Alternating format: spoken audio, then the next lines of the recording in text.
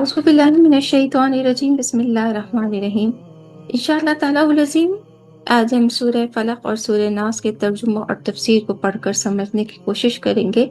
پناہ مانگتی ہوں اللہ کے شیطان مردود کے شر سے۔ اللہ کے نام سے شروع کرتی ہوں جو نہایت مہربان رحم والا ہے۔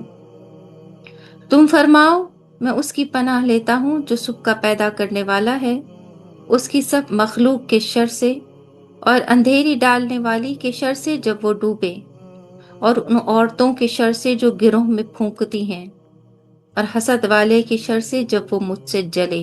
سورہ ناس کا ترجمہ۔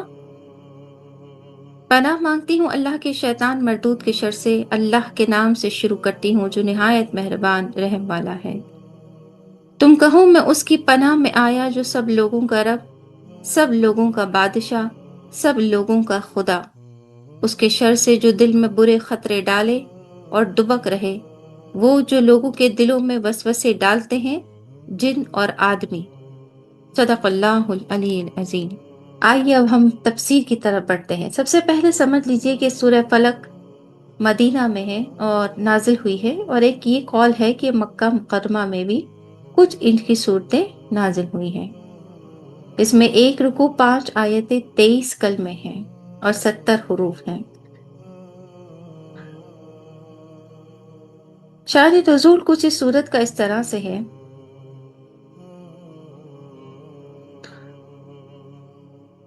کہ نبی کریم صلی اللہ علیہ وآلہ وسلم پر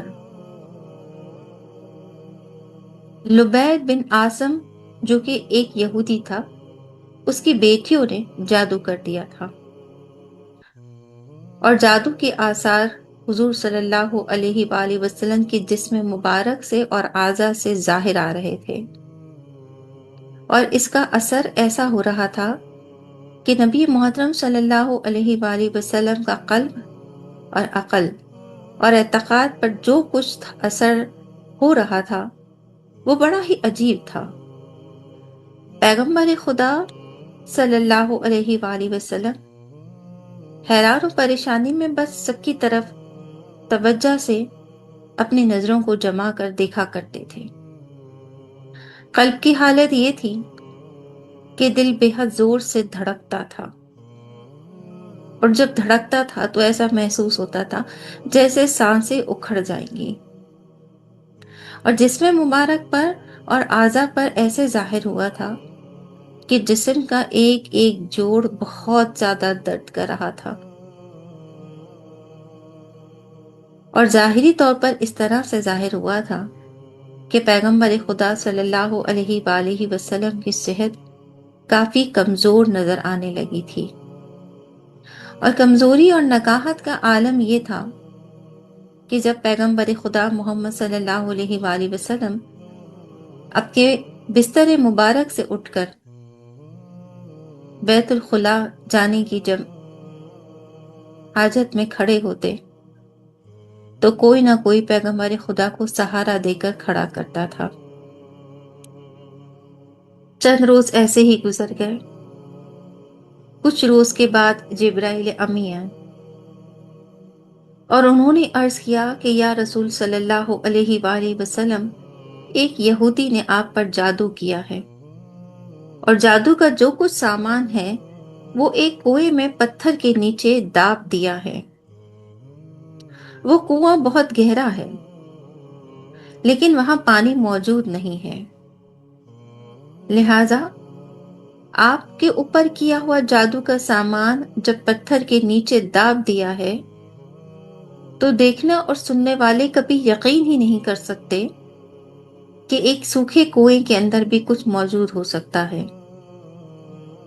نبی پیغمبر خدا صلی اللہ علیہ وآلہ وسلم نے جب یہ سنا تو آپ نے حضور سید عالم صلی اللہ علیہ وآلہ وسلم نے علی مرتضی رضی اللہ تعالی عنہ کو بھیجا۔ جب آپ کنویں کے پاس پہنچے تو کنویں میں تھوڑا بہت پانی موجود تھا، لیکن ایسا نہ تھا کہ کوئی ڈول ڈال کے نکالتا اور پیتا۔ خیر، حضرت علی مرتضی رضی اللہ تعالی عنہ نے کنویں کا پانی نکالنے کے بعد، جو کہ بہت کم تھا، वो पत्थर उठाया और उसके नीचे से खजूर के गाबे की थैली बरामद हुई। खजूर के गाबे की थैली उसे कहते हैं कि जब खजूर बनती है तो उस खजूर के ऊपर कुछ ऐसी शाखें होती हैं जो पीले रंग की होती हैं, और उसके ऊपर खजूरों को अल्लाह रब्बुल आलमीन ने पैदा फरमाया हुआ होता है। जब वो खजूर की गाबे, जब वो खजूर की टहनियां जो होती हैं, वो जब वो सूख जाती हैं तो वो एक ऐसे गाबे की तरह हो जाती हैं, यानी कि एक ऐसी धनकी हुई ऊन की तरह से हो जाती है जो हाथ में लो तो चुभे, लेकिन अगर एक साथ रखो तो यूं महसूस हो कि जैसे कांटे रखे हुए हैं। बहरहाल वो गाबे की थैली बरामद हुई। उसमें हुजूर करीम सल्लल्लाहु अलैहि वसल्लम के बाल मुबारक थे जो कंघी से बरामद हुए थे, और हुजूर एक सरवर कायनात सल्लल्लाहु अलैहि वसल्लम की कंघी के चंद दंदाने भी थे।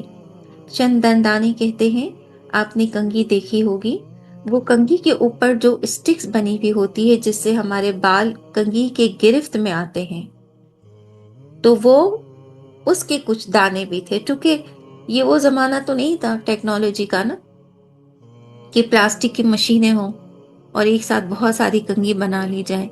लिहाजा उस जमाने में लकड़ियों को तराश कर कंघियां बनाई जाती थीं। तो उस कंघी के चंद दंदाने यानी कि 5-6 सामने से आती हुई लकड़ियों के जो दंदाने थे वो थे,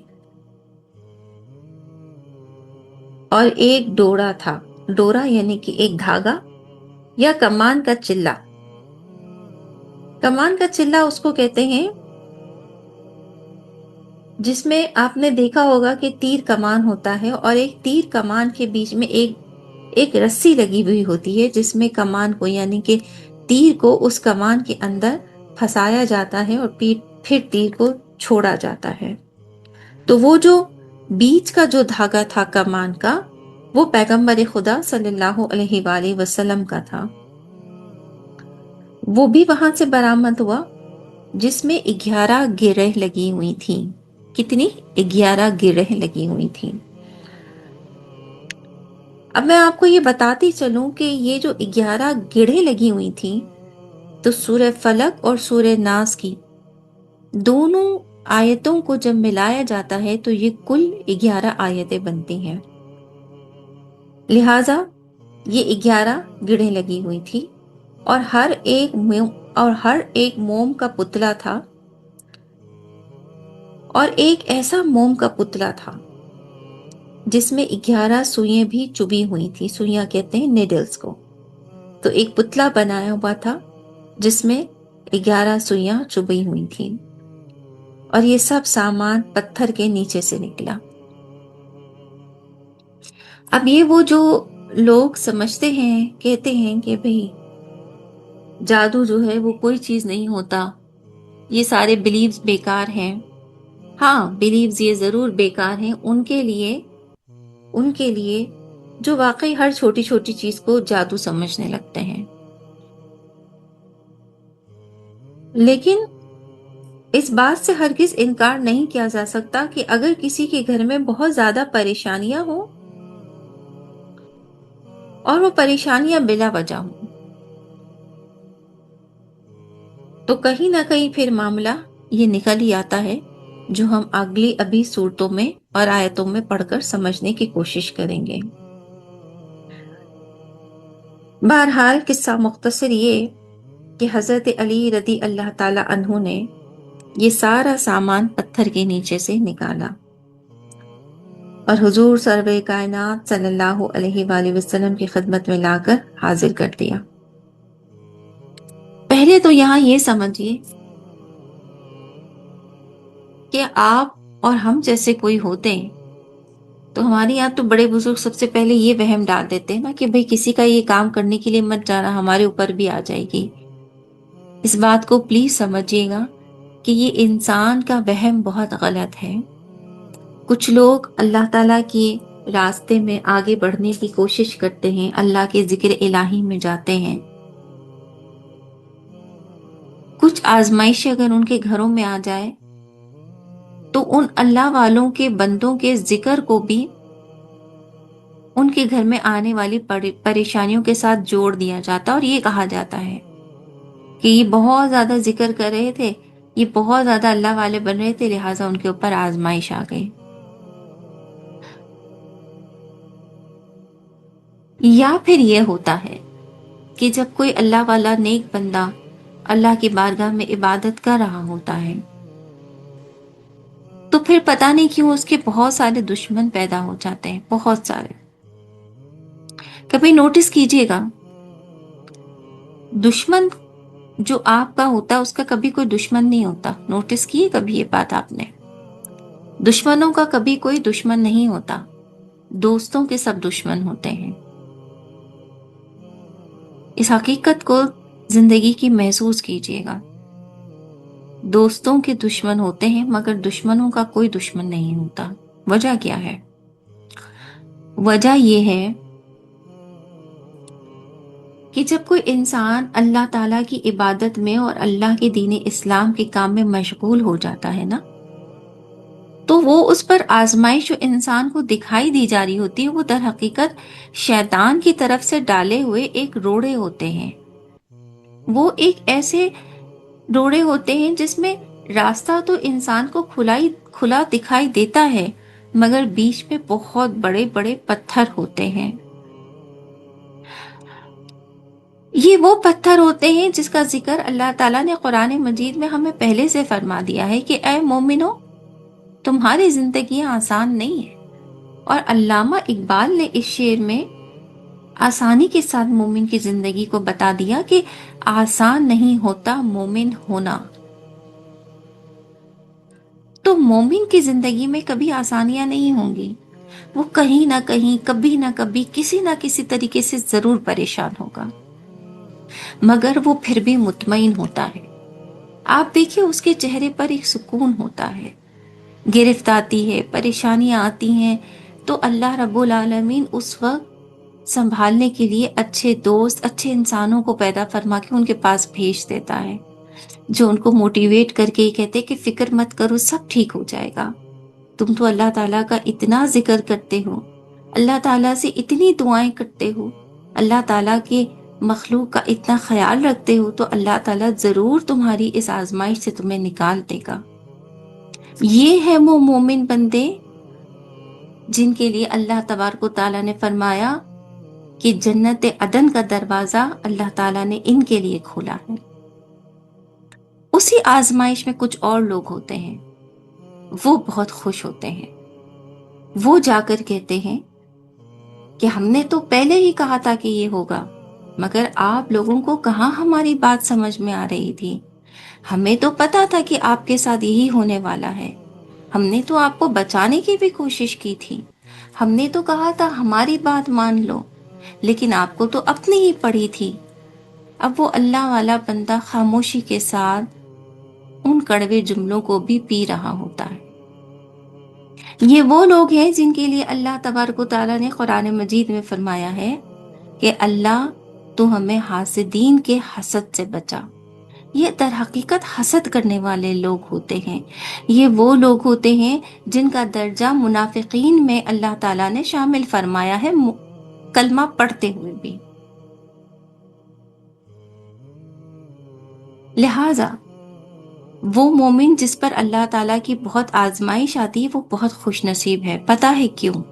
इसलिए कि वो रब्बुल आलमीन का इतना निहायत पसंदीदा बंदा है कि अल्लाह यही चाहता है कि उस पर आजमाइश शैतान डाल रहा है, डाल दे। अल्लाह को तो पता है कि मैं उसे निकाल दूंगा, और सिर्फ मैं फिर उसे इस दुनिया की आजमाइश से नहीं निकालूंगा, बल्कि रोजे आखिरत भी उसे दोज़ख की आग से बचाकर सबसे पहले अपने सामने लाकर खड़ा करूंगा। ये फिर वो बंदा होगा जो मिडिल लाइन में खड़ा हुआ होगा, जिसके लिए मैंने आपको फरमाया था कि उनके लिए कयामत एक्सपेडाइट कर दी जाएगी, तेजी के साथ उनके ऊपर से गुजर जाएगी, और वो यूं कंगन तीन पहनते हुए इंशाल्लाह जन्नत में दाखिल हो जाएंगे। तो फिर मुझे बताइए कि फायदे में कौन रहा? वो इंसान जो सिर्फ इस बात की वजह से اللہ کے راستے میں اور دین اسلام میں داخل ہونے سے ڈرا کہ اس کے اوپر آزمائشیں آ جائیں گی، اسے، اس کی اولاد کو، اس کے شوہر کو، اس کے رشتہ داروں سے ذریعے اس کو ستایا جائے گا، تھکایا جائے گا، تو کیا ہوا؟ تھکا دے یہ زمانہ تو کیا ہوا؟ تھکا دے یہ رشتے تو کیا ہوا؟ اگر اولاد اپنی نہیں تو کیا ہوا؟ بس یہی تو ہے وہ چند رشتے جن سے اللہ تعالیٰ نے محبت دل میں ڈال دی۔ مگر سوچئے کہ جب اللہ رب العالمین کی محبت قوی ہو جاتی ہے نا، تو پھر یہ تمام رشتے بے معنی لگتے ہیں، اور کیوں کر نہ لگے۔ حضرت علی رضی اللہ تعالیٰ عنہ فرماتے ہیں کہ جو چھوڑ کر چلا جاتا ہے وہ اپنا نہیں ہوتا، اور جو اپنا ہوتا ہے وہ کبھی چھوڑ کر نہیں جاتا۔ تو انسان کی عقل نے جب اس بات کو تسلیم کر لیا کہ اگر ہمارے ساتھ آزمائش میں، دکھ میں، تکلیف میں کھڑا رہنے والا ہی ہمارا ساتھی نہیں ہے، تو پھر وائی ہم کیوں اس کو اتنا رسپیکٹ دیں، ہم اپنے ایموشنز اس کے ساتھ کیوں اتنا جوڑیں؟ اور پھر آخر میں یہی بات ہے نا کہ میرے بندوں مجھے بتاؤ کہ کیا تمہیں مجھ سے زیادہ کوئی محبت کرنے والا ہے؟ اور جواب کیا آئے گا؟ کہ نہیں، نہیں ہے۔ یہی جواب آئے گا نا۔ لہٰذا یاد رکھیے کہ اگر کوئی انسان کسی پر جادو کرتا بھی ہے نا، تو وہ جادو اثر ہوتا اللہ ہی کے حکم سے ہے۔ اب کرنے والا تو بدبخت ہے، دل میں بات ڈالنے والا تو واقعی بدبخت ہے جو کہ شیطان ہے۔ مگر وہ جس پر جادو ہو گیا اور اس نے اس جادو کو برداشت کر کے اللہ کی بارگاہ میں اس کی شکایت کر دی، سوچئے وہ جہنمی اس دنیا میں ہوا یا نہیں ہوا؟ آپ کا یقیناً دل جواب دے گا کہ ہاں غلام امہ، وہ جہنمی ہوا۔ تو پھر یہ جو چھوٹی سی زندگی ہے نا، جو آزمائشوں سے، کانٹوں سے بھری ہوئی ہے، جب یہ آزمائشیں آئیں تو یاد کر لیا کریں کہ حضور کریم صلی اللہ علیہ وآلہ وسلم پر جب آزمائشیں تھیں تو وہ کیا کرتے تھے؟ کیا وہ شور کرتے تھے؟ کیا وہ بیٹھ کر کافروں کی برائیاں کرتے تھے؟ یا پھر بدلہ لینے کے لیے گھر کی دیواریں توڑ دیا کرتے تھے؟ ایسا وہ کچھ نہیں کرتے تھے۔ ان کی زندگی تو سراپائے نور بن کے رہی۔ پھر آئیے حضرت علی رضی اللہ تعالیٰ عنہ کی زندگی پر، حضرت ابوبکر صدیق رضی اللہ تعالیٰ عنہ کی زندگی پر، حضرت عمر فاروق رضی اللہ تعالیٰ عنہ کی زندگی پر۔ آپ آئیے اور دیکھیے تو صحیح، آپ کو دین اسلام سے اور اللہ سے عشق ہو جائے گا۔ اگر ایمان میں صداقت ہے تو خدا کی قسم عشق ہو جائے گا دین اسلام سے۔ اور یہ چھوٹی چھوٹی چھوٹی چھوٹی آزمائشیں، پھر آپ کو ایسا لگے گا کہ شاید آپ کی عادت ہو گئی ہے اس آزمائش میں رہنے کی۔ جو مومن آزمائش دے نہیں سکتا، اس کا جنت میں پھر کوئی حصہ نہیں ہے، یقین جانیے کوئی حصہ نہیں ہے۔ 5 وقتی نماز پڑھ لیتے ہیں، بہت اچھی بات ہے، روزہ رکھ لیتے ہیں، بہت اچھی بات ہے، مگر اللہ تبارک و تعالیٰ فرماتے ہیں کہ اے مومنو، جہاں میں نے تم سب کو ایک ہی نسل سے پیدا کیا ہے، تم سب اللہ کی نظر میں انسان ہو، مگر تمہاری نیکیاں، تمہارے درجات میں تمہیں ایک دوسرے سے بلند کرتی ہیں، لہٰذا نیکیاں کرنے میں سبقت لے کر جاؤ، ایک دوسرے سے نیکیاں کرنے میں سبقت لے کر جاؤ۔ یہ اللہ تعالیٰ کا پسندیدہ عمل ہے۔ پھر چاہے زمانہ جو کہتا ہے کہتا رہے، کوئی فرق نہیں پڑتا، کوئی بھی فرق نہیں پڑتا۔ ایک اللہ سے محبت کرنے والا تو بس صرف ایک ہی چیز دیکھتا ہے، اور وہ ہے نور خدا۔ جب وہ نظر کرتا ہے نور خدا پر، وہ نور جو اس کے دل میں سما چکا ہوتا ہے، بس وہ صرف اسی نور سے عشق کرتا جاتا ہے۔ تو پھر چاہے جادو بھی ہو جائے کوئی فرق نہیں پڑتا۔ اللہ رب العالمین فرماتے ہیں کہ سنو اے میرے بندوں، یہ تمام باتیں جو تم سے تمہارے اللہ نے کہہ دی وہ بالکل سچ ہیں، مگر جادو کرنے والے کون ہوتے ہیں یہ سمجھنا ہے۔ جیسے کہ یہ یہودی کی بیٹیاں تھیں.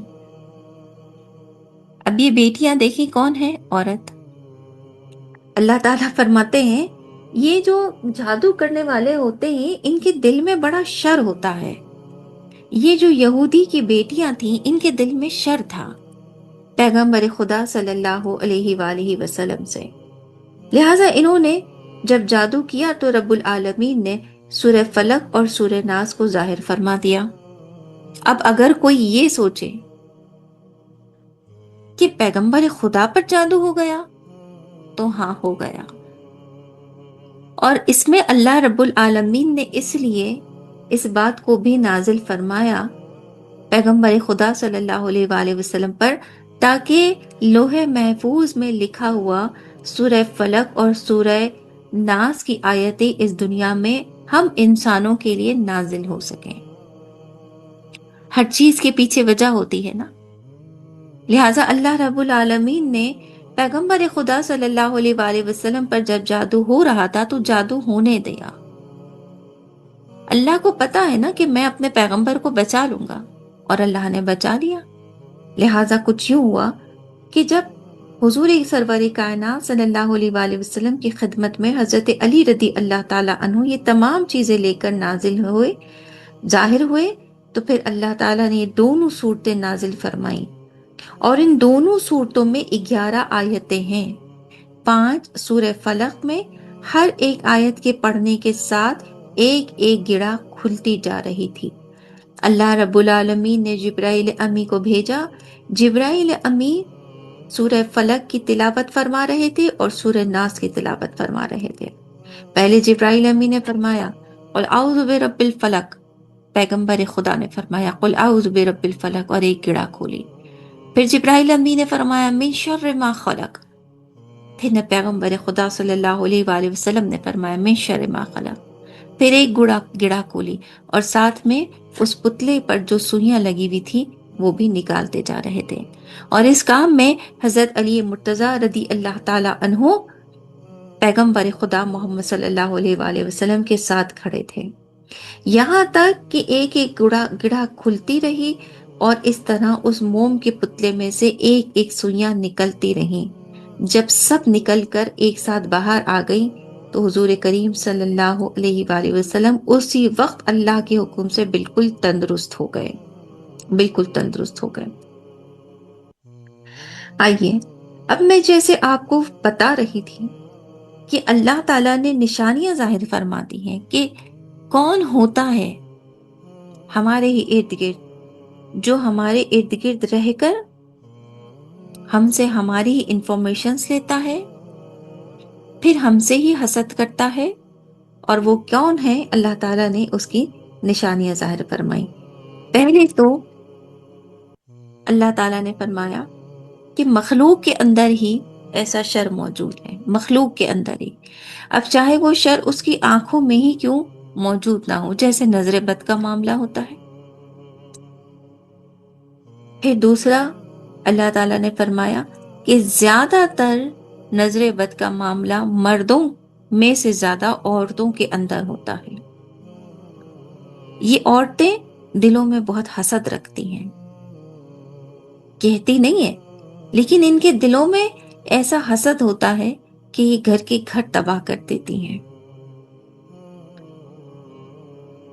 پھر اور کون ہے؟ وہ جو اللہ فرماتا ہے تم سے جلتا ہے. ایک تو حسد ہو گیا، جلن حسد سے زیادہ اوپر ہے اور دونوں میں فرق ہے. ہم یہ سمجھتے ہیں کہ حسد اور جلن ایک ہے، نہیں، وہ ایسی بات نہیں ہے. حسد ایک الگ چیز ہے اور جلن ایک الگ چیز ہے. اب یہ سمجھنا ہے ہمیں کہ ہمیں کیسے پتا چلے گا کہ حسد والا کون ہے اور جلن والا کون ہے. حسد والا وہ ہوگا جو آپ پر آزمائش آتے ہی فوراً آپ پر برس پڑے گا، اپنے آپ کو ڈومیننٹ بتائے گا. میں نے ایسا نہیں کہا تھا، میں نے ایسا نہیں کہا تھا، میں نے ایسا نہیں کہا تھا. اس جملوں کے پیچھے اس کے اندر کی ایک خوشی شامل ہوتی ہے. اب جلن والا کون ہوتا ہے؟ جلن والا وہ ہوتا ہے جو آپ کی خوشی میں آتا ہے آپ کے پاس اور آپ کی چیزوں کو دیکھ کر اپنے چہرے بسور کر اور پھر بعد میں اپنے گھر میں جا کر یہ بات کرتا ہے کہ اس کے پاس کہاں سے آیا، مجھے بھی چاہیے۔ اور پھر آپ چند دنوں کے بعد دیکھیں گی کہ وہ اپنے گھر کے اندر وہی چیز لے کر آ جائے گا۔ ویسے ہی یہاں پر لوگوں کو سفر میں کوئی اگر سفر کر کے آگے بڑھ گیا تو یہ جلن ہو جاتی ہے، یہ آگے بڑھ گئے، ہمیں بھی آگے بڑھنا ہے۔ آپ بڑھیں آگے، لیکن جو جلن کا عنصر ہے وہ ایک دوسرا ہوتا ہے۔ پھر اس کے بعد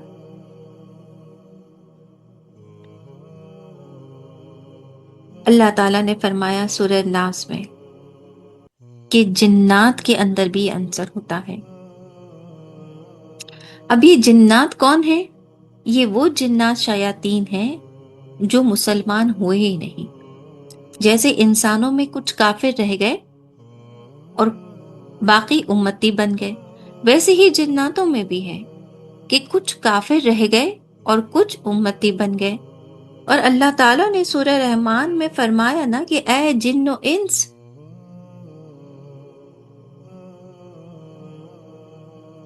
جس نے اپنے رب کو راضی کیا اللہ رب العالمین اسے جنت میں داخل فرمائے گا، اور اے جن و انس، جس نے اپنے رب سے مخالفت کر لی اس کے لیے پھر اللہ نے جہنم کو پیدا فرمایا ہے۔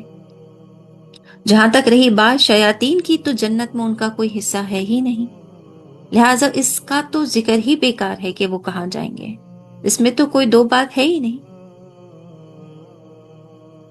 تو اللہ رب العالمین نے فرمایا کہ اے بندو، جب تمہارے ساتھ ایسا ہو جائے تم محسوس کرو، وائبس ہوتی ہے نا، انسان کیچ کرتا ہے وائبس کو۔ آپ سب یقیناً میری اس بات سے سہمت کریں گی، بالکل ایگری ہوں گی، اور جو سن رہے ہیں وہ بھی ایگری کریں گے کہ یہ ضروری تھوڑی ہے کہ حسد کرنے والا زبان سے آ کر بتائے کہ دیکھو میں تم سے حسد کرتا ہوں، جلن کرنے والا یہ بتائے کہ ہاں میں تم سے دل میں بہت عداوت اور نفرت رکھتا ہوں۔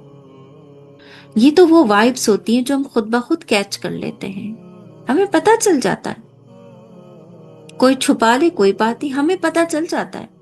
ویسے ہی اگر خدا نہ کرے کوئی عورت خود ایسی ہے ہم میں سے یا میرے سننے والوں میں سے، اسے پتا ہوگا کہ وہ ایسا ہے یا وہ ایسی ہے، کوئی بات نہیں، غلطیاں انسان ہی کرتا ہے، کوئی بات نہیں۔ اس لیے کہا کہ اب جس نے میرا یہ پیغام سن لیا، اگر وہ اپنے اللہ سے ڈرتا ہے تو فوراً اللہ سے معافی مانگ لے، توبہ کر لے۔ اللہ نے اپنی رحمت کے دروازوں کو بڑا وسیع رکھا ہے انسانوں پر، بہت پیار کرتا ہے وہ خالق حقیقی۔ اور پھر اللہ تعالیٰ فرماتا ہے قُلْ أَعُوذُ بِرَبِّ الْفَلَقِ، تم فرماؤ میں اس کی پناہ لیتا ہوں جو صبح کا پیدا کرنے والا ہے۔ یہ تعوذ میں آ گیا، یہ اللہ تعالیٰ کا وہ بہترین ذکر ہے جو صبح کے وقت ہوتا ہے۔ یہ جو رات کی تاریخی ہوتی ہے جب ختم ہونے والی ہوتی ہے نا، اور ٹھیک جب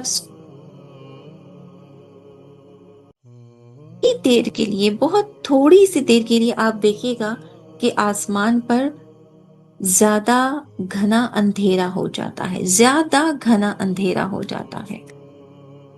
وہ کیوں ہوتا ہے؟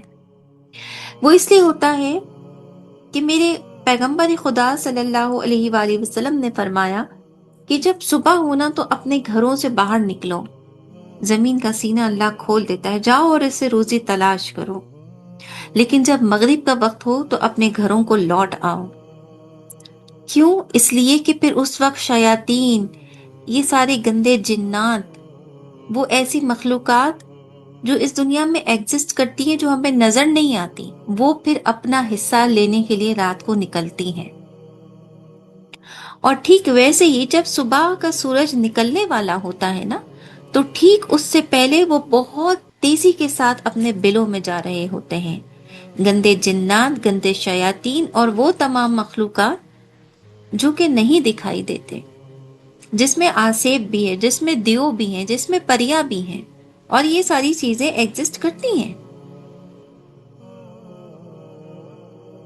لہٰذا جب وہ تیزی کے ساتھ اپنے گھروں میں جا رہے ہوتے ہیں تو اس وقت بھی ایک بہت زیادہ گھٹا ٹوپ اندھیرا آتا ہے تھوڑی سی دیر کے لیے، اندھیرے میں اور اندھیرا آتا ہے تھوڑی دیر کے لیے اس اجالے سے پہلے جس میں سورج نکلنے والا ہوتا ہے،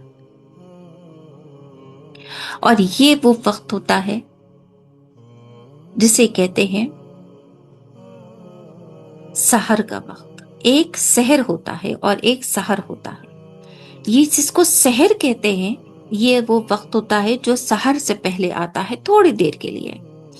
اس سحر میں بہت سارے گندے عملیات، جادو وغیرہ سب ہوتے ہیں، لہٰذا اللہ تعالیٰ نے اس لیے یہاں پر انسانوں کو عقل دے کے فرمایا کہ سن لو، کہو اللہ سے کہ میں پناہ لیتا ہوں جو صبح کا پیدا کرنے والا ہے، یعنی کہ یا اللہ تو ہمیں اس وقت کی تاریکی سے بچا جس وقت تیزی کے ساتھ جادو پھیلتا ہے، اور وہ رب العالمین جو قادر ہے، جو پناہ دینے کو، اپنے بندے کو پناہ دینے کے لیے ہر وقت تیار ہے، وہ فرماتا ہے کہ جب تمہارا اللہ تمہیں پناہ دینے کو تیار ہے تو پھر تم کیوں اپنی رب کی رحمت سے دور ہو جاتے ہو؟ اپنے رب سے مانگو، قل فرماؤ، تم کہو میں اس کی پناہ لیتا ہوں جو صبح کا پیدا کرنے والا ہے، اس کی سب مخلوق کے شر سے۔ اب اس مخلوقات میں جن و انس بھی شامل ہیں، شیاطین بھی شامل ہیں، اور وہ تمام مخلوقات جس کا میں نے آپ سے ذکر کیا، جس کے نام ہمیں نہیں پتا لیکن وہ ایگزسٹ کرتی ہیں۔ پھر وہ اندھیرا جو صبح کی نمودار ہونے سے پہلے آتا ہے، اور اس اندھیرے میں ایسے عجیب و غریب شہر پیدا کے ساتھ کام کر جاتا ہے۔ اگر اس وقت کے اندر خدا نہ کرے کسی پر جادو ہو جائے تو انسان کی زندگی کا امن، راحت سب ختم ہو جاتا ہے۔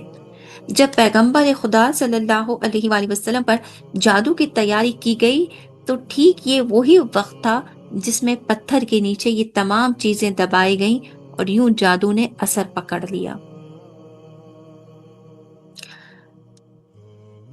لہٰذا اللہ تعالیٰ سے اس اندھیری رات کے شر سے بھی پناہ مانگنی ہے کہ اللہ تو ہمیں بچانے پر قادر ہے، تو ہمیں بچا لے۔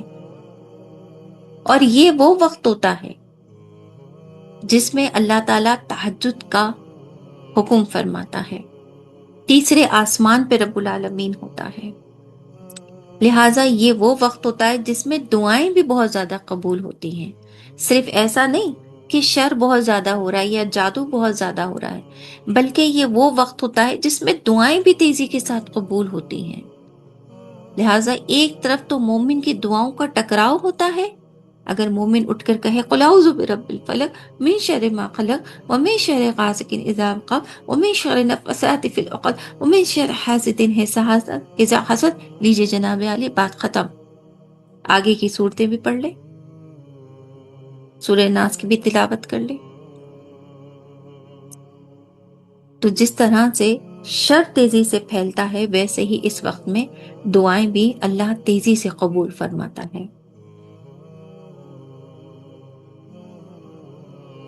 یہ جادو ایک ایسا شر ہے جو انسان سے اس کی خوشیوں کو چھین لیتا ہے۔ آپ نے دیکھا ہوگا کچھ لوگ ہوتے ہیں جو ہمیشہ انزائٹی ڈپریشن میں رہتے ہیں، جس پر جادو ہو جائے وہ نمازوں سے دور ہو جاتا ہے، جس پر جادو ہو جائے وہ راتوں کو جاگتا رہتا ہے، اس لیے نہیں کہ اسے اللہ کی عبادت کرنی ہے، بلکہ اس لیے کہ بس وہ اس کی آنکھیں پھٹی کی پھٹی ہوتی ہیں۔ اسے لاکھ سمجھا لیا جائے کہ بھئی خدا را آپ رات کو آرام کیجئے اور صبح فجر کے وقت اٹھیے، وہ کبھی نہیں اٹھے گا۔ مزے کی بات تو یہ ہوتی ہے کہ جب اسے سمجھایا جائے اس کے باوجود بھی اسے اسی ہی ناپاکی میں، اسی جادو میں رہنے میں مزہ آنے لگتا ہے۔ یوں پھر آہستہ آہستہ وہ انسان ڈپریشن میں چلا جاتا ہے، آہستہ آہستہ بیمار ہو جاتا ہے اور اسی حالت میں مر جاتا ہے۔ اب ایک دوسرا بندہ ہے جس پر خدا نہ کرے جادو ہو گیا اور اس نے محسوس کر لیا کہ ہاں کچھ ایسی بات ہے، وہ محسوس کب کرے گا؟ جب وہ نمازی ہوگا۔ جو بے نمازی ہوگا وہ نہیں محسوس کر سکتا جادو کے شر کو، وہ بچنے کی کوشش بھی نہیں کرے گا۔ لیکن جو نمازی بندہ ہوگا اور اگر اس پر جادو ہو گیا نا، تو یہ جو نماز ہے اسے جادو کے شر سے بچا لے گی انشاءاللہ۔ اس کی نمازیں اسے جادو کی ہر شر کیا ہر ایک ایک دھاگے سے بچا لے گی۔ نماز میں بڑی طاقت ہے، اللہ فرماتا ہے۔ آپ زیادہ تر لوگوں کو دیکھیے کہ جو بے نمازی ہوتے ہیں یا جنہوں نے نمازیں چھوڑ دی ہوتی ہیں، ان پر زیادہ جادو اثر انداز ہو جاتا ہے۔ اور اگر نماز پڑھنے والوں پر جادو ہو تو آہستہ آہستہ وہ شفا کی طرف چلے ہی جاتے ہیں۔ یہ اللہ کا کرم ہے۔ لہٰذا اللہ فرماتا ہے کہ اے میرے بندو، جس طرح سے جادو کا یہ وقت ہے ویسے ہی دعاؤں کی قبولیت کا بھی یہی وقت ہے، تو اٹھو اور اپنے اللہ کی عبادت کرو۔ ساتھ میں اس بات کو بھی انسان کو یاد رکھنا چاہیے کہ جو فلق ہے یہ جہنم میں ایک وادی ہے۔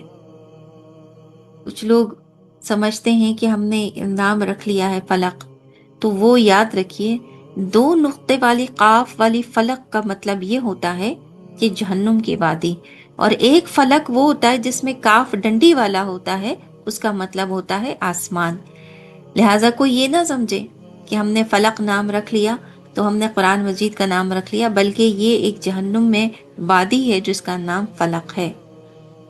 تو اللہ تعالیٰ نے جب فرمایا قل اعوذ برب الفلق، کہ اس جہنم سے بھی اس سورہ کے اندر ہم اللہ کی مدد سے پناہ مانگ لیتے ہیں، اور یہ وہ جہنمی ہیں جو جادو کرنے والے ہیں، جنہیں فلق نام کی جہنم کے اندر بھیجا جائے گا۔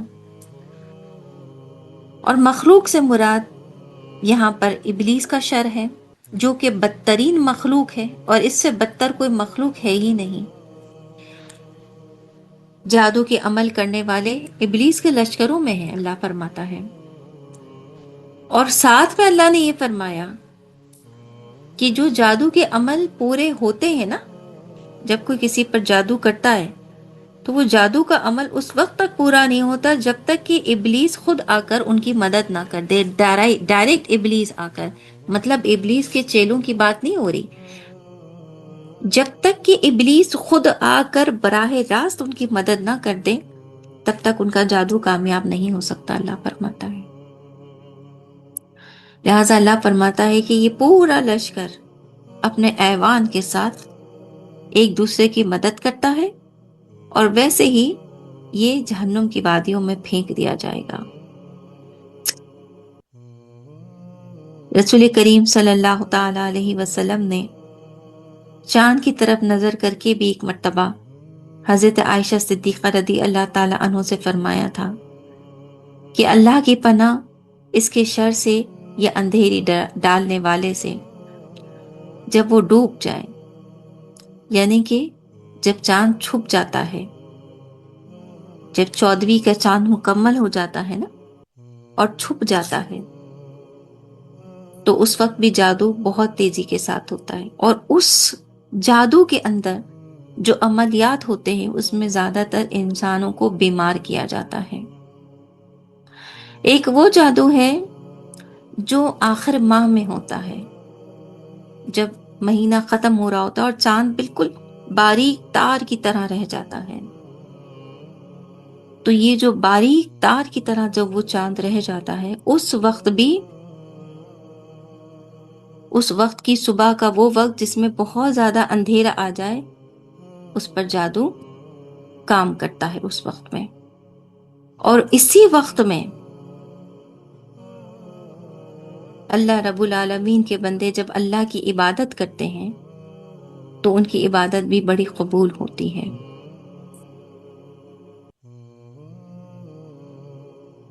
پھر وہ عورتیں جو ڈوڑوں میں گڑھا لگاتی ہیں اور ان میں جادو کے منتر پڑھ پڑھ کر پھونکتی ہیں، جیسے کہ لبید کی لڑکیاں،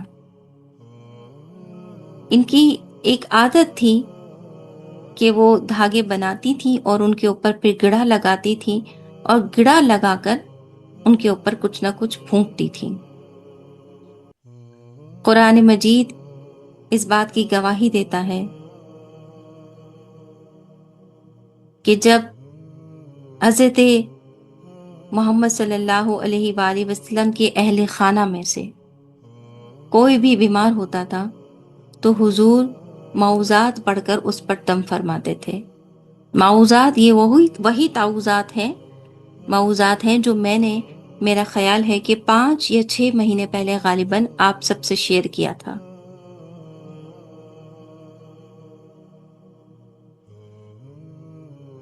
اللہ رب العالمین فرماتے ہیں قرآن مجید میں کہ اے میرے بندیوں اور اے میرے نیک بندوں، جب کبھی تمہیں کچھ ایسی چیزیں محسوس ہونا تو بس سب سے پہلے اپنے اللہ تعالیٰ کی مدد مانگنا، سب سے پہلے، اور اپنے گھروں کے اندر 3 روزوں کا اہتمام کرنا، مہینے کی 13 تاریخ، مہینے کی 14 تاریخ، مہینے کی 15 تاریخ۔ یہ جو 3 تاریخیں ہیں، اب آپ کو میں یہ بات چیلنج کے ساتھ کر رہی ہوں کہ یہ جو 3 تاریخ ہیں، آپ ان تاریخوں کو اٹھا کر دیکھیے اور پیچھے پوری ہسٹری دیکھیے۔ جتنے بھی جنگ و جدال ہوئے ہیں، زیادہ سے زیادہ انہی تاریخوں میں ہوئے ہیں، مسلمانی 13، 14 اور 15 چاند کی تاریخوں میں، کیونکہ یہ وہ وقت ہوتا ہے جب ایک تو جادو عروج پر ہوتا ہے، نمبر 2 یہ وہ وقت ہوتا ہے جب انسان کے اندر کے ہارمونز اس قدر جلدی چینج ہو رہے ہوتے ہیں کہ اس کے بہت سارے موڈ سوئنگز ہو رہے ہوتے ہیں۔ نمبر 3، ان تاریخوں میں انسان کو سب سے زیادہ غصہ آتا ہے پورے مہینے میں۔ اس کی ذہنی حالت میں اگر غصہ ہوگا تو ان 3 تاریخوں میں زیادہ ہوگا، اور جو غصے والا پہلے سے ہو تو پھر اللہ کی پناہ، اللہ ہی اسے بچا سکتا ہے۔ لہذا روزہ انسان کو پاکیزگی کی طرف لے کر چلے جاتا ہے، اور جادو کے شر سے بھی یہ روزہ انسانوں کو بچا لیتا ہے۔ تو ان 3 تاریخوں میں روزے کا ضرور اہتمام کرنا چاہیے۔ پھر اللہ تعالیٰ فرماتے ہیں کہ عورتوں کی ایک بدترین عادت جو شیطان نے اس کے قلب میں ڈال دی ہے، مجھے کہتے ہوئے اچھا محسوس نہیں ہو رہا، لیکن اب ہمیں حقیقت تسلیم بھی تو کرنی ہے۔ میں ہر عورت کی بات نہیں کر رہی، لیکن ہاں، یہ اصل میں ہوا یوں ہے کہ حضرت آدم علیہ السلام جو تھے، جب جنت کے اندر تشریف فرما تھے، اللہ تبارک و تعالیٰ نے فرما دیا تھا نا کہ آدم علیہ السلام اس پیڑ کی طرف مت جائیے گا۔ آدم علیہ السلام نے کہا ٹھیک ہے، وہ خاموشی کے ساتھ ایک طرف بیٹھ گئے۔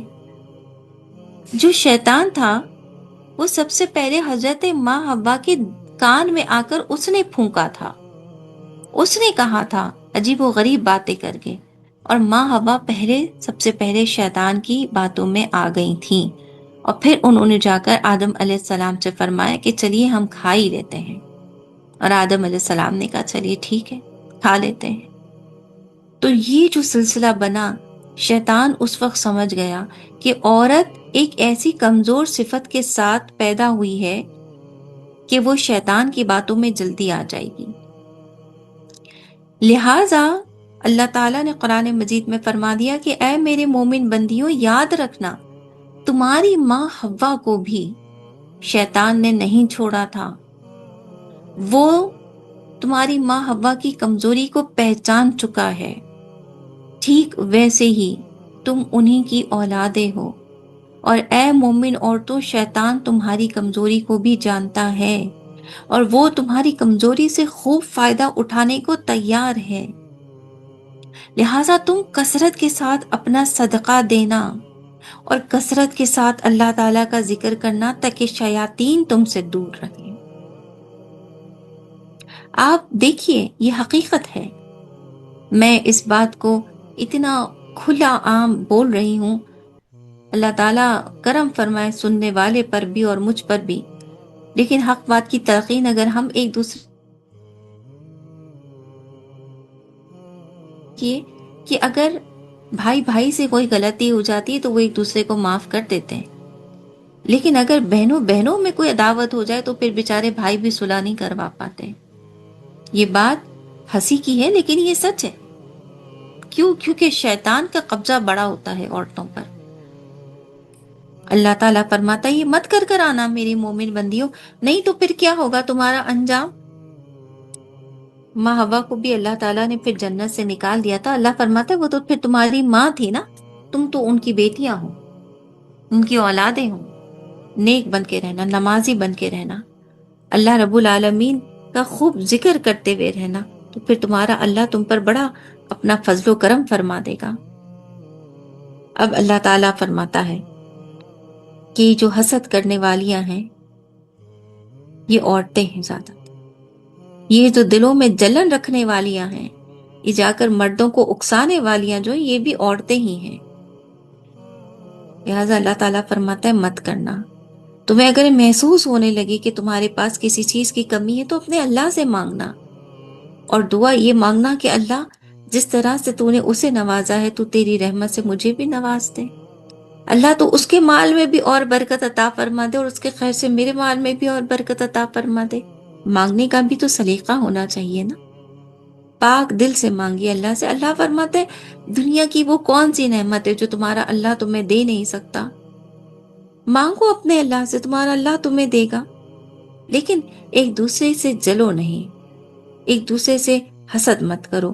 پھر آئیے چلتے ہیں ہم سورہ ناس کی طرف، جو کہ مدینہ منورہ میں نازل ہوئی ہیں، ان کی کچھ صورتیں، اور اس میں ایک رکوع 6 آیتیں 20 کلمے 79 حروف ہیں۔ کہ سب کا خالق، سب کا مالک ایک ہے، اور اس کا نام اللہ ہے، جو لوگوں کا رب ہے، جو انسانوں کی سانس میں چلتا پھرتا، اس کی خوشبو میں، اس کی روح میں سرایت کرتا ہوا ایک نور ہے، وہ اللہ ہے۔ اور اے انسان ہو، تمہیں تمہارے اللہ نے اشرف المخلوقات بنا کر اس دنیا میں بھیجا۔ تمہارے اندر جتنے پیغمبر آئے ہیں نا، وہ سب مٹی ہی سے پیدا ہو کر آئے، جبکہ اس دنیا میں تمہارے اللہ نے جنات بھی تو بنائے تھے، لیکن تمہارے رب نے جناتوں میں سے کوئی بھی پیغمبر پیدا نہیں فرمایا۔ وجہ پتہ ہے کیوں؟ اس لیے کہ یہ جو جنات ہے اس کی فطرت میں ہے شرارت، بس اس کی فطرت میں ہے، جیسے شیطان کی فطرت میں ہے نا انسان سے گناہ کروانا، ایسے ہی اللہ فرماتا ہے جنات کی فطرت میں ہے شریر رہنا، ہر وقت کچھ نہ کچھ شرارت، ہر وقت کچھ نہ کچھ ایسا شر، انسانوں کو تکلیف پہنچانا، انسانوں کو کہیں نہ کہیں سے مٹیا پلید کر دینا، یا ان کے جسموں میں داخل ہو جانا، ان کے گھروں میں داخل ہو جانا۔ تو اللہ فرماتا ہے کچھ عجیب و غریب ہے ان کا معاملہ، اور اس شر کی وجہ سے شیطان کے، جنات کے، شیطان بھی ان کے بہت قریب رہتا ہے۔ یہی وہ وجہ ہے، اللہ فرماتا ہے کہ اللہ رب العالمین نے پیغمبر جنات میں پیدا نہیں فرمائے۔ ایک اور بات سمجھیے گا، اللہ تعالیٰ نے عورتوں میں بھی کوئی پیغمبر کبھی پیدا نہیں فرمائے۔ کبھی ہم نے نہیں سنا نا کہ کوئی عورت پیغمبرانی ہو، نہیں ہوتی۔ کیوں؟ کیونکہ شیطان کو، جیسے میں نے آپ کو بتایا کہ عورت کی کمزور نسوں کا پتہ ہے، اور عورت چاہے جیسی بھی ہو شیطان کے شر میں ضرور آ جاتی ہے۔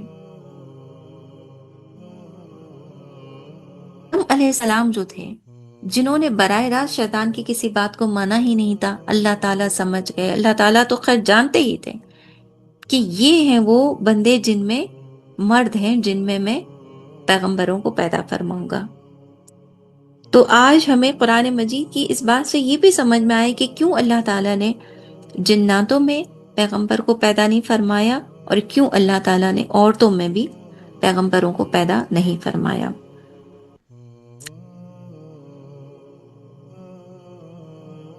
انسان کی ایک عادت ہے کہ جب وہ اللہ کے ذکر سے غافل ہو جاتا ہے تو اس کے دل میں شیطان بہت آسانی سے وسوسے ڈال دیتا ہے، اور جب انسان اللہ کا ذکر کرتا ہے تو شیطان دبک کر رہ جاتا ہے اور اس کے پاس سے ہٹ جاتا ہے۔ یہ شیطان کی عادت ہے کہ جب وہ اللہ کے ذکر سے رکتا ہے اس وقت وہ اس کے دل میں وسوسے ایسے ڈالتا ہے کہ پھر انسان شیاطین کے وسوسے سے بچ نہیں سکتا جب تک کہ اللہ تعالیٰ سے وہ دعا نہ کرے کہ اے اللہ مجھے تو تیری پناہ میں لے لے، تو ہم سب کا رب ہے، تو سب لوگوں کا بادشاہ ہے، تو سب لوگوں کا خدا ہے، الہ الناس، بچا لے اے اللہ، کیونکہ جو دل کے اندر وسوسے ہیں رب العالمین وہ کسی اور کی طرف سے نہیں بلکہ یہ تو شیطان ہی کی طرف سے ہے۔ پھر اللہ تعالیٰ فرماتا ہے، سنیے، کہ ان وسوسوں کو ماننے والا ایک اور بھی ہے، اور وہ ہے جنات۔ یہ جنات وہ ہے جن کے اندر شیاطین داخل ہو جاتے ہیں، اور پھر یہ شیاطین جب ان جناتوں میں داخل ہو جاتے ہیں تو پھر انسان اس کے شر سے بچ نہیں پاتا۔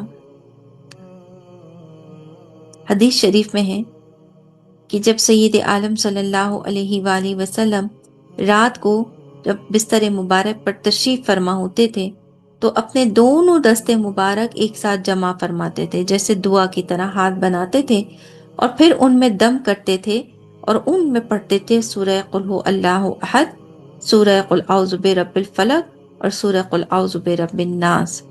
یہ پڑھ کر اپنے ہاتھوں پر وہ دم کرتے تھے اور پھر سر مبارک سے لے کر تمام جسم اقدس پر اپنے ان ہاتھوں کو پھیرتے تھے، یہاں تک کہ جسم اقدس کے جس مقام تک اپنے دستے مبارک کو لے کر جا سکتے تھے پوری طرح سے کوشش کرتے تھے کہ لے کر جائیں۔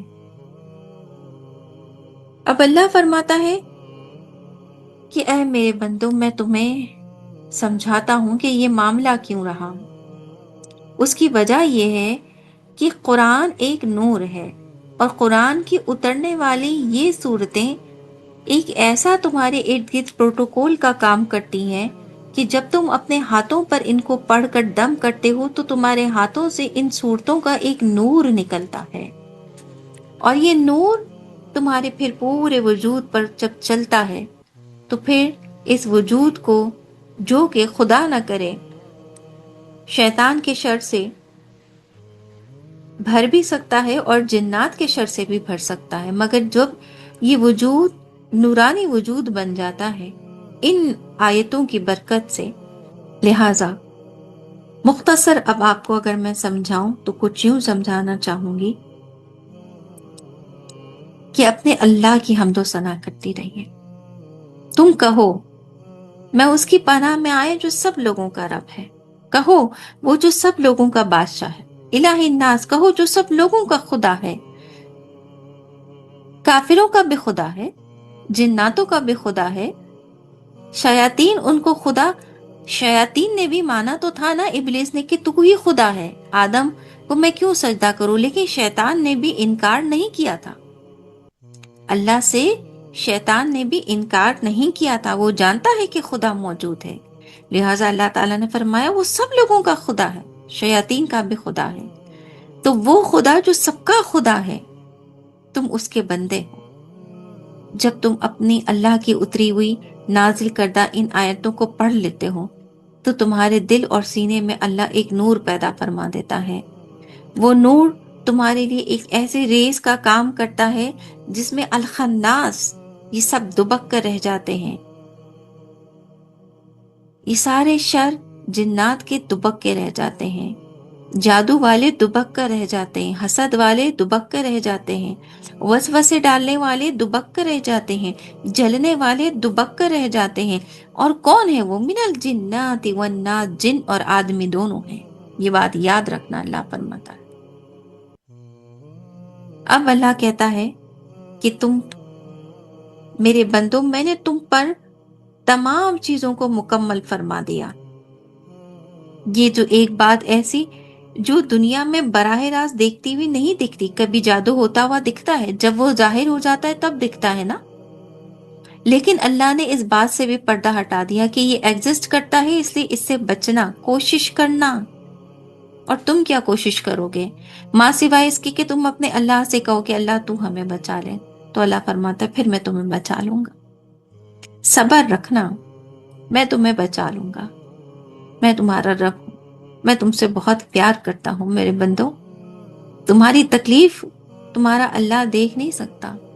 جب تم اپنے اللہ سے مانگتے ہو کچھ بھی تو اللہ فرماتا ہے کہ اللہ کو حیا آتی ہے کہ میرے بندے مانگے اور میں نہ بھی اللہ سے کہتے ہو نا کہ اللہ بس آزمائش ختم کر دے، تو رب العالمین فرماتا ہے میں ختم کر دیتا ہوں۔ اسی لیے تو حضرت علی رضی اللہ تعالیٰ عنہ نے فرمایا تھا نا کہ آزمائش اور عذاب میں کیا فرق ہے؟ عذاب اور آزمائش میں یہ فرق ہے کہ جب کسی انسان پر عذاب آتا ہے نا تو وہ اللہ کی یاد سے بھی دور ہو جاتا ہے، غافل ہو جاتا ہے، یہ واقعی اس پر دنیا کا عذاب ہوتا ہے۔ مگر جب آزمائش ہوتی ہے تو بندہ اپنے اللہ سے اور قریب ہو جاتا ہے، اور قریب ہو جاتا ہے، اور قریب ہو جاتا ہے، یہ اس کی آزمائش ہوتی ہے۔ اور پھر یوں اللہ اسے دنیا کے ہر دکھوں سے بچا لیتا ہے، ہر مصیبت سے بچا لیتا ہے، ہر جادو کے شر سے بچا لیتا ہے، حاسدین کے حسد سے، جلن والوں سے بچا لیتا ہے، یہاں تک کہ اللہ فرماتا ہے میں تمہیں شریر جناتوں سے اور شریر انسانوں سے بھی بچا لیتا ہوں۔ اللہ رب العالمین ہم سب پر اپنا خصوصی کرم فرمائے۔